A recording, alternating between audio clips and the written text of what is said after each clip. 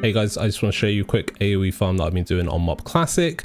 Stick around and I'll show you how you can do this as a Destruction Warlock at the end. I'm going to get straight into the pull.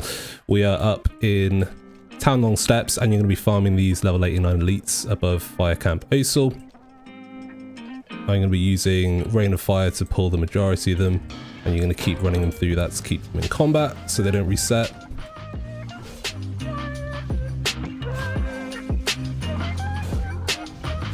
And then when they gather up on you, getting them with that Shadow Fury.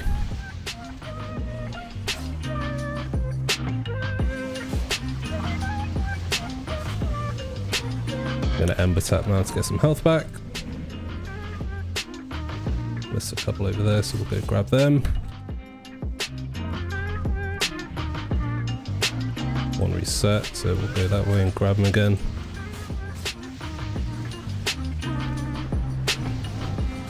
Running into a tree because I'm an idiot. Grab that guy again.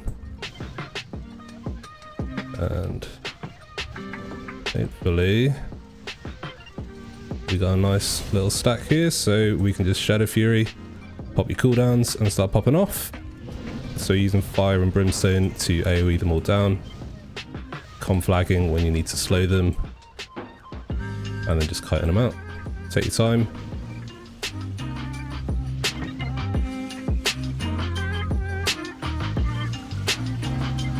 If you conflag the ones at the front, then the ones at the back kind of have a chance to catch back up.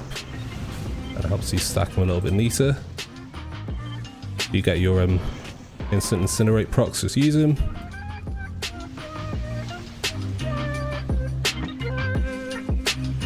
If you think you're going to get hit, you can just pre-pop a unending resolve to lessen some of that damage coming in, and then just make some distance. You want to just stun them, start doing damage.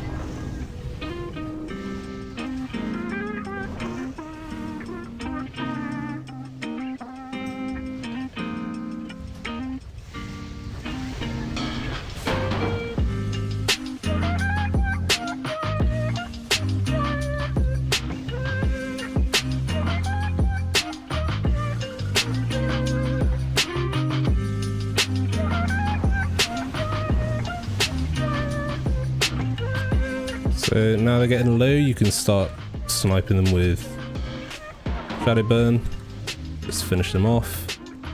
There we go, we're getting 63k per mob, which is pretty decent XP at level 89.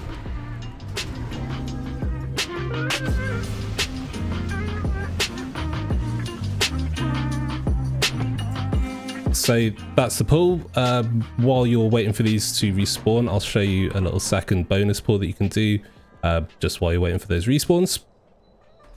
So mount up and head across here. If you haven't got flying yet, that's not a problem. You can just ground mount it. And you can be doing the same thing. This pull's a little bit more sloppy, just because they do this weird shield thing, which you'll see in a sec. So it takes a little bit longer, it's a little bit more sloppy, but it's still worth doing. And while you're waiting for respawns, what else are you going to do? So we're just going to make sure we keep dropping that Rain of Fire behind us, keep pathing through that to keep them in combat. Sometimes they drop really far back when they're doing that shield thing, so you might need to drop your Rain of Fire a little bit further behind you than you think.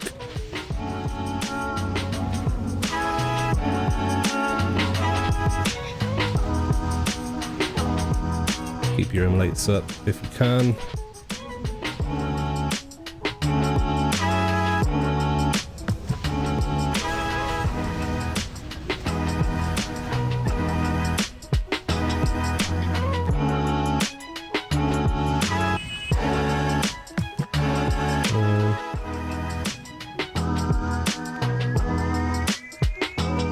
and really as many mobs as you can gather up before you start doing damage.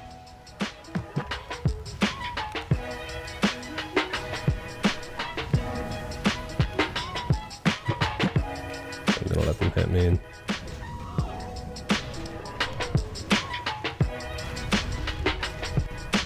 Stack them up a little bit better.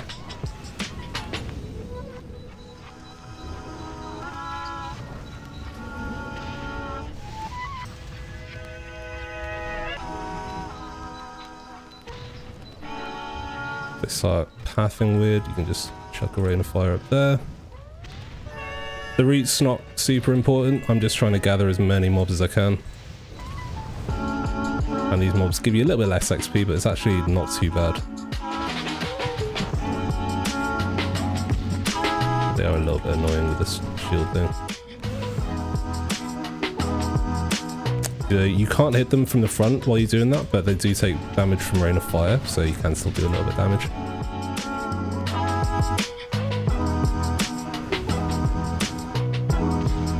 And you get so many of these embers, you can just ember tap whenever you need to. Boom. And we've got a level 90D.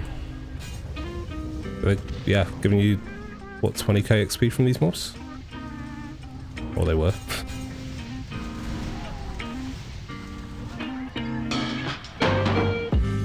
So those are the pulls. By the time you've done the second one, those initial mobs should be respawning. So I'm just going to go over my setup and how I do this as a Destruction Warlock. So my talents, I'm using Soul Leech, Shadow Fury, Soul Link, Burning Rush, and I'm just sacking the pet off. Soul Leech gives you that huge overshield, which is going to mean like you can just eat those first couple of shots from the mobs if they do catch up. Shadow Fury stuns them all, so you can start popping off and doing some damage, and also really good for getting you out of shit. Soul Link just makes you super tanky, gives you a load of extra health from my sacrifice if you're running that, and Burning Rush helps you create that distance.